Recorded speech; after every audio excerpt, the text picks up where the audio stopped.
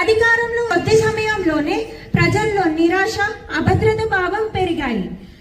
గ్యారంటీలకు దిక్కు లేదు. ఎన్నికల ముందు ఆకాశాన్ని తాకే ప్రామిసెస్ ఇచ్చారు. కానీ 6 గ్యారంటీలు 6 అడుగుల దూరం పెరిగిపోయింది. రైతులకు పెట్టుబడి సాయం ఏమైంది? యూత్ కి నిరుద్యోగత భృతి ఏమైంది? ముఖ్యమంత్రి గారు, మేము అడుగుతున్నాము, మీరు ప్రజలకి ఇచ్చిన మాటను నిలబెట్టుకుంటారా లేదా? గతంలో మేము నిర్మించిన ప్రాజెక్టుల పేర్లు మార్చడం, ఆఫీసుల బోర్డులు మార్చడం తప్ప కొత్తగా ఒక నిర్మాణ కార్యక్రమం అయినా స్టార్ట్ చేశారా? 2 గంటల నిరంతర విద్యుత్ ఇచ్చిన చరిత్ర మాది. నేడు మళ్ళీ పాత రోజులు వచ్చాయి. పంటలు ఎండిపోతున్నాయి, రైతులు దిగులు పడుతున్నారు. ఇది తెలంగాణ ప్రజలకి ద్రోహం. బంగారు తెలంగాణ జ్ఞాపకాల గురించి మాట్లాడితే, గౌరవ సభ్యులారా, 10 సంవత్సరాల కింద తెలంగాణ ఎక్కడుండేది, నేడు ఎక్కడుంది? మిషన్ భగీరథ, ప్రతి ఇంటికి స్వచ్ఛమైన త్రాగునీరు అందించాం. ఇది ఒక చిన్న విషయమా?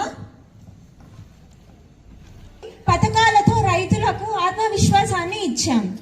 కాళేశ్వరం ప్రాజెక్ట్ ద్వారా నీటిని తీసుకొచ్చి తెలంగాణ పొలాలకు అందించాం. ప్రతిపక్ష నాయకుడిగా నేను సవాలు చేస్తున్నాను, మా గవర్నమెంట్ ఉన్నప్పుడు జరిగిన అభివృద్ధి సంక్షేమంపై మీరు శ్వేతపత్రం విడుదల చేయండి. దమ్ముంటే చర్చకు రండి. తెలంగాణ ప్రజలు భయపడవలసిన అవసరం లేదు. కేవలం కొన్ని ఎన్నికల్లో మేము ఓడిపోవచ్చు, కానీ ప్రజా ఉద్యమం ఎప్పటికీ ఓడిపోదు. విద్యార్థులారా మరియు యువకులారా, మీ భవిష్యత్తులను దృష్టిలో పెట్టుకొని తీసుకున్న పాత ఉద్యోగ నోటిఫికేషన్స్లను పక్కన పెట్టకుండా సగంలో భర్తీ చేయాలని డిమాండ్ చేస్తున్నాను. రైతులారా, భయపడకండి. మీ పక్షాన పోరాడేందుకు ఈ కల్వకుర్తి చంద్రశేఖరరావు ఉన్నాడు. చంద్రశేఖరరావు ఎప్పుడు మీతోనే ఉన్నాడు. ఎందుకనే భయపడకండి.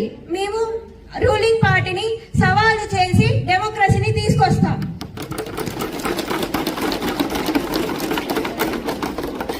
ఉద్దేశించి మాట్లాడవలసిందిగా కోరుతున్నాను. ప్రతిపక్ష నాయకుడికి మరియు గౌరవ సభ్యులందరికీ మరియు నా సోదరి సోదరులారా నా ఆదాబ్.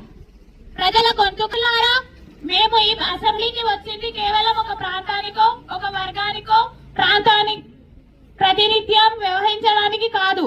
తెలంగాణ ఆధునికత అభద్రతల భావంతో ఉన్న ప్రతి పేదవాడి గొంతుగా